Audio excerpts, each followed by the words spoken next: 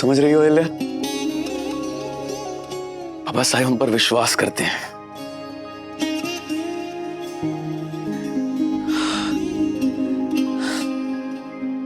पूरी बात तो बताइए, क्या हुआ है? आज जब भरे दरबार में हमने अपनी योजना बताई, बाबा साहेब के चेहरे पर खुशी देखने लायक थी अहिल्या।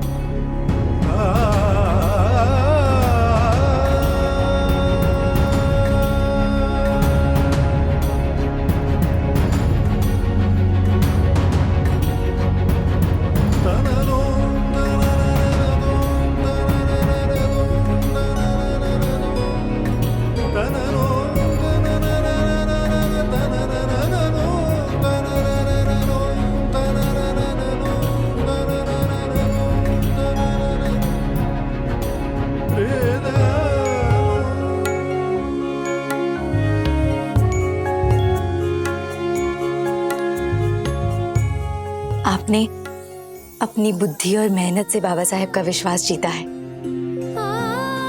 मैं कहती थी आपसे, याद है? सिर्फ एक बार अपने आप को साबित करने की देर है बस। उसके बाद उम्र भर के लिए बाबा साहेब का भरोसा जीत लेंगे आप। उन्हें हमारी रणनीति बहुत पसंद आई है अहिल्या। और जानती हो अहिल्या कि हमारी योजना के कौन से हिस्से से बाबा साहेब सबसे ज्यादा प्रभावित थे? ईश्वरी सिंह और माधो सिंह के बीच जो तनाव चल रहा है, उसको लेकर हमने जो कूटनीति तैयार करी है उससे। और इस बात का सारा श्रेय सिर्फ और सिर्फ तुम्हें जाता है अहिल्या।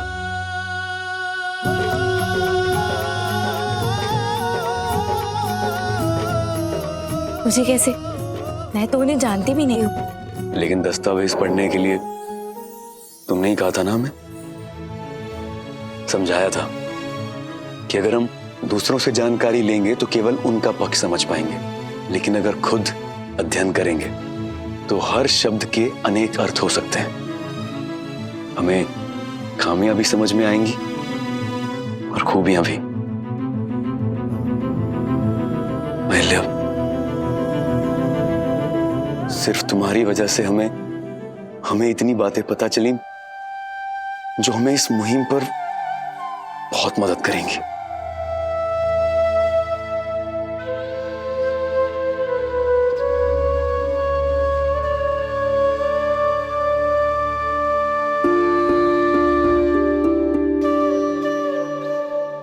तुमने हमेशा हमारी मदद की है अहिल्या। हमेशा हमें सही राह दिखाई,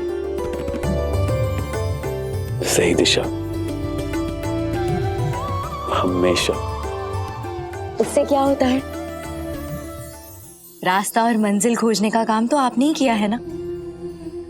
इस खुशी के, इस सम्मान के पूरी तरह से हकदार आप हैं। और मुझे ऐसे लगता है कि हर व्यक्ति को अपने हिस्से का मान और प्यार मिलना ही चाहिए। हम बहुत खुश हैं अहिल्या। हम तुम्हें कुछ देना चाहते हैं। जो तुम चाहो मांग सकती हो, कोई भी तोहफा।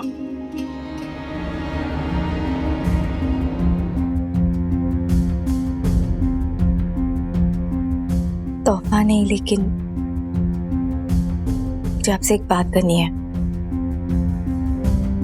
मैं जानती हूं आप मुझे अच्छी तरह से समझेंगे। जो मैं करना चाहती हूँ और क्यों करना चाहती हूँ सब जानते हैं आप। इसलिए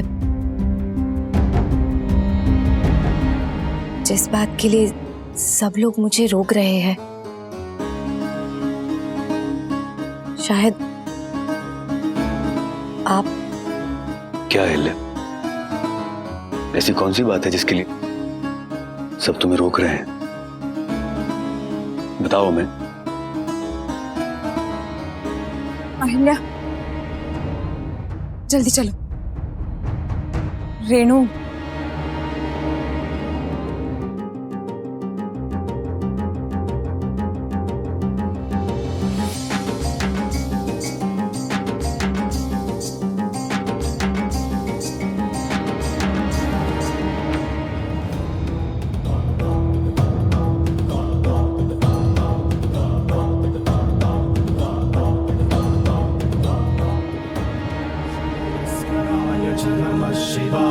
शिवतराय च नमः ईशानः सर्वविद्यानाम् ईश्वरः सर्वभूतानां। ताई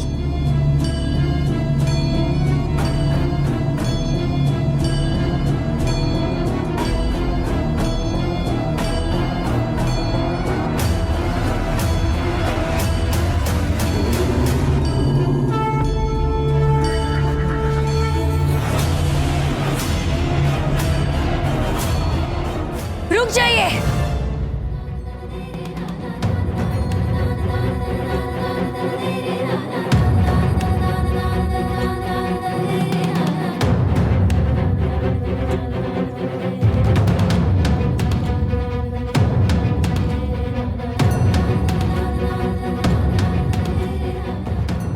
शिव शिव शिव अहिल्या, छोड़ो रेनू को। क्या कर रही हो? रीत रिवाजों में बाधा मत डालो। ये कैसी रीत है? ये क्या कर रहे हैं आप सब? इस निर्लज्ज विधवा का शुद्धिकरण। क्या? इसकी क्या जरूरत है? मेरी सहेली अशुद्ध कब हुई?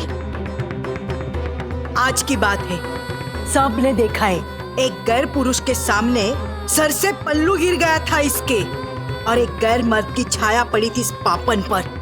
नहीं, मैंने ऐसा जानबूझकर तो नहीं किया। आज तक मैंने ऐसा नहीं किया, तो आज क्यों करूंगी? मैं बस जा रही थी।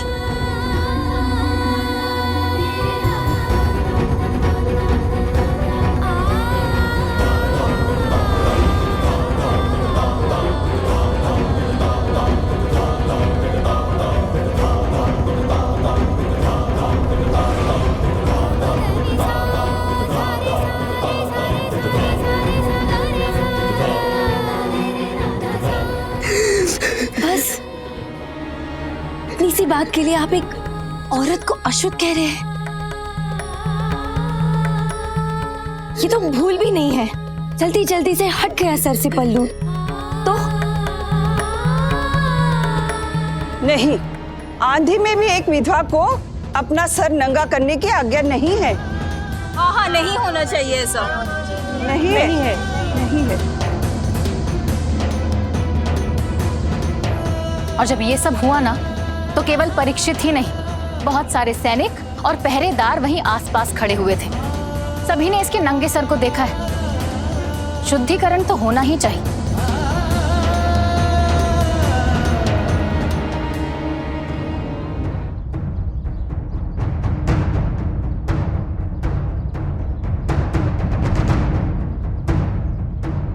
मछली आई साहब, यहाँ मौजूद बाकी की औरतों से तो मैं कुछ कह नहीं सकती, लेकिन आपकी सोच तो अलग है ना? नहीं है। आप तो इसे मानेंगी कि जो हुआ वो केवल एक हादसा था। फिर आप कैसे इन सबको अपनी मनमानी करने दे रही है? रोकिए ना इन्हें। नई सोच का मतलब ये नहीं होता अहिल्या कि परंपराएं और नियम भुला दिए जाए। रेनू एक रानी की सहेली है, इसका मतलब ये नहीं कि उसे कुछ भी करने की आजादी दे दे।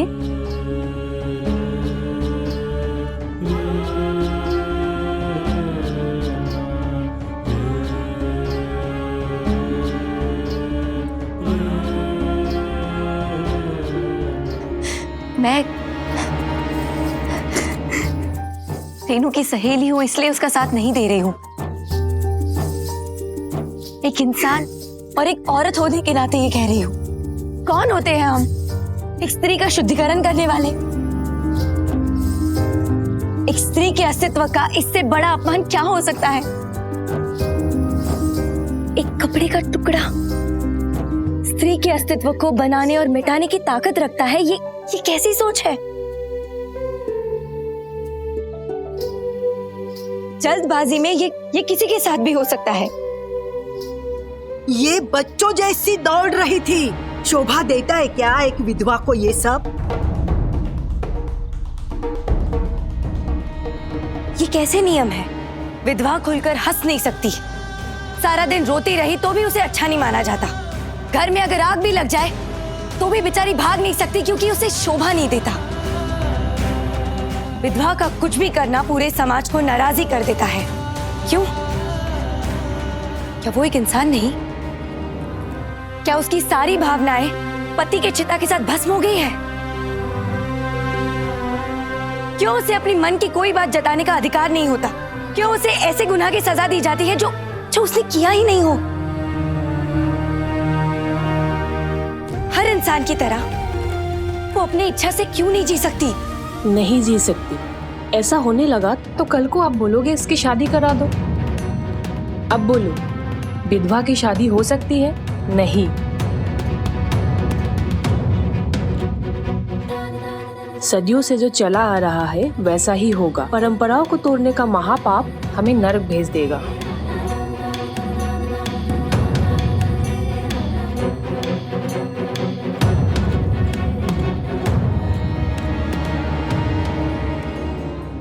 स्वर्ग यही है और नरक भी यही है।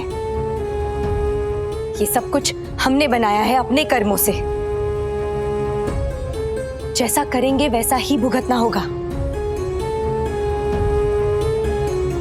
पूरे समाज की सोच तो मैं बदल नहीं सकती एक दिन में। मैं भी आप सबकी तरह एक आम इंसान हूं और ऐसा चमत्कार मेरे बस की बात नहीं। लेकिन एक बात तो तय है,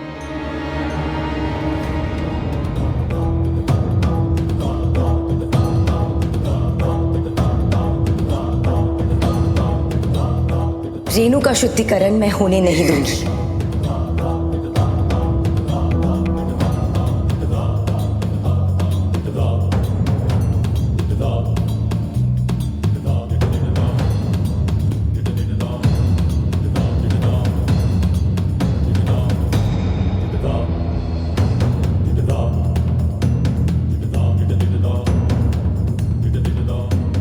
क्या हो गया छोटी सुनवाई को? शिक्षा प्राप्त करके यही सीखा इन्होंने। हम सबको पाप का भागीदार बनाना चाहती है छोटी रानी साहिब। नहीं, ऐसा अनर्थ नहीं होना चाहिए। सुन रही हो अहिल्या? यहाँ मौजूद एक भी इंसान तुम्हारे इस अपराध में तुम्हारा साथ देने के लिए तैयार नहीं है। इस मामले में तुम्हारी मनमानी नहीं चलेगी।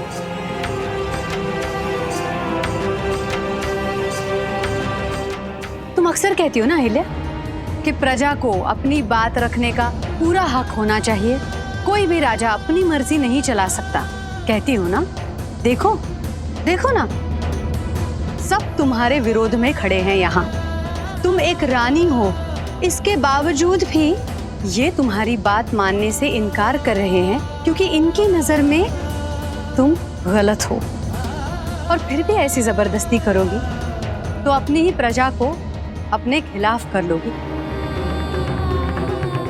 और तुम्हारे ही शब्दों में ऐसी बगावत एक अच्छे कुशल राजा की हार है।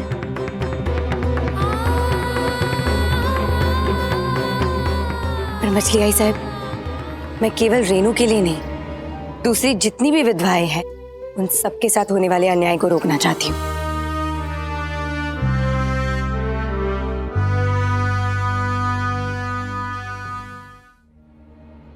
लेकिन ये सब ऐसा नहीं चाहती ना अहिल्या।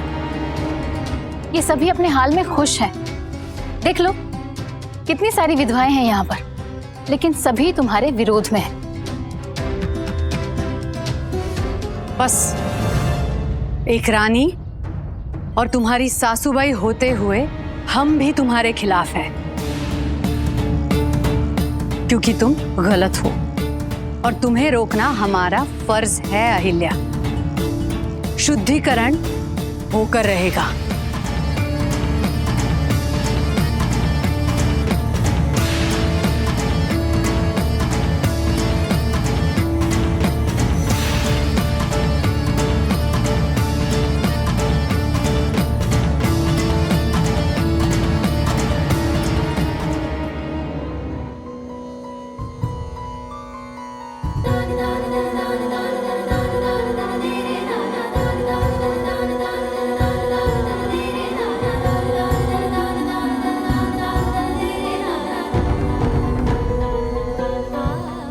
रुक जाइए।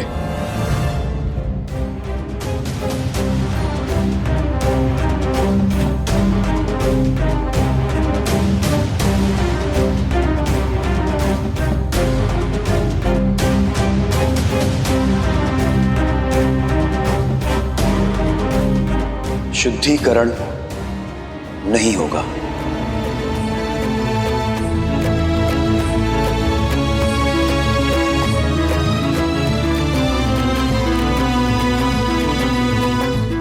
हमारा आदेश है, खंडेराव मल्हार राव होलकर का आदेश।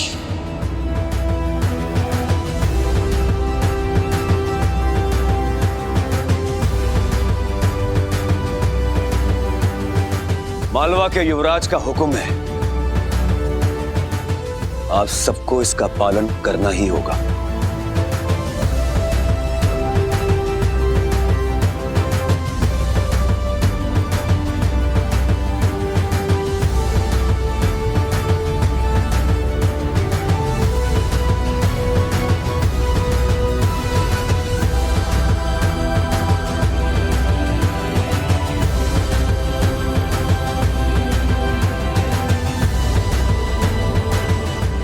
वाह, अपने पद का अच्छा इस्तेमाल किया आपने युवराज। खैर, ये कोई नई बात तो नहीं। उत्तराधिकारी है ना आप, राजकुमार। राजा, राजकुमार, इनका हर काम कहने को प्रजा की भलाई के लिए होता है, लेकिन असल मायनों में वो होती है उनकी जिद, उनकी मर्जी। कैसा है ना, गद्दी पर बैठने वाले अक्सर सिर्फ अधिकार याद रखते हैं, कर्तव्य नहीं। और आज आपने वही किया। कोई नई बात नहीं युवराज।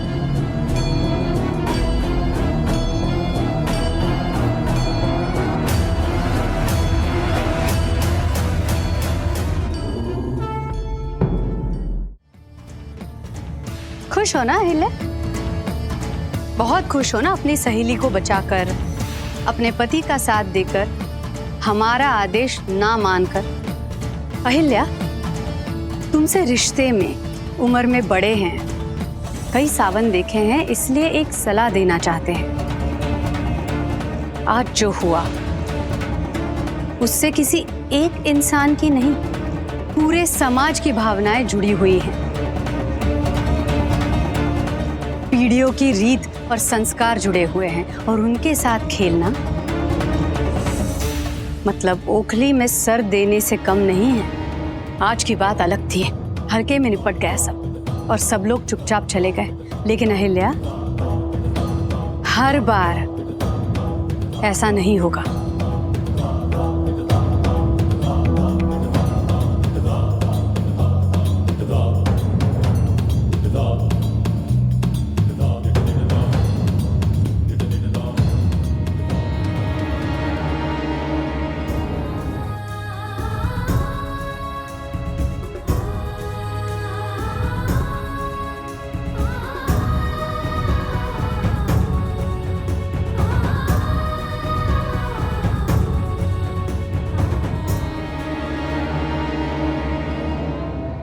मुझे आज आपको धन्यवाद कहना है।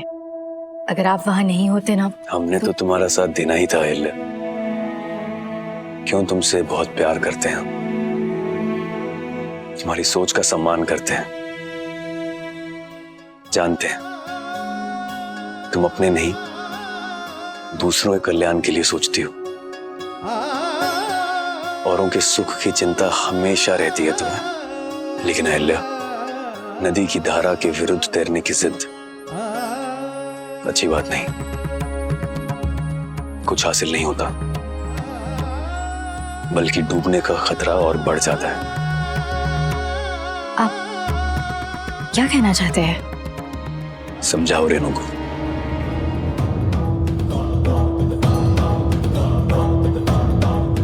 उससे कहो अपनी मर्यादा में रहे, सीमाओं का उल्लंघन ना करे। बात इतनी बिगड़ती ही नहीं अगर उसने अपना पल्लू संभाल लिया होता। ये आप क्या कह रहे हैं? मुझे लगा आप भी... खंडेराव,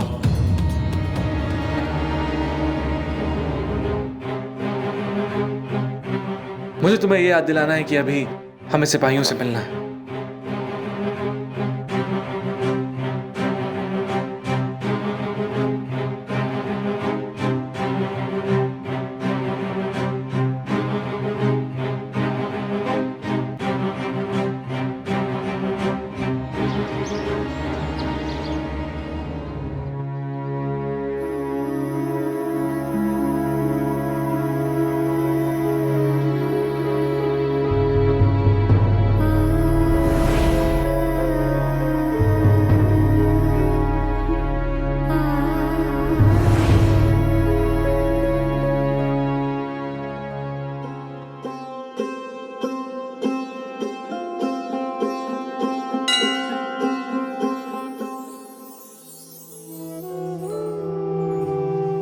रेणु, खंडेराव से पता चला मुझे, मेरे कारण तुम्हारे साथ इतना बुरा बर्ताव हुआ। अपराधी हूं मैं तुम्हारा, माफ कर दो मुझे।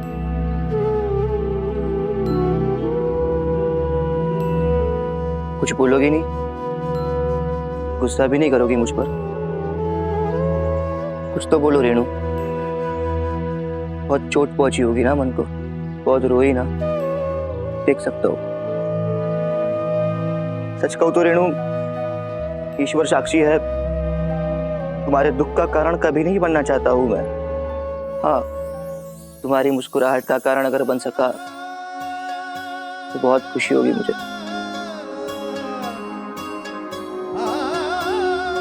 वैधव्य मेरे जीवन का अटूट हिस्सा है परीक्षित जी। अब मेरे जीवन के साथ ही संसार से विदा लेगा, और अब यही सच मेरे जीवन का मंत्र है। इसके आगे और इसके अलावा कुछ भी सोचने की आज्ञा नहीं है मुझे। बेहतर यही होगा कि हम एक दूसरे से ना मिलें और बात ना करें।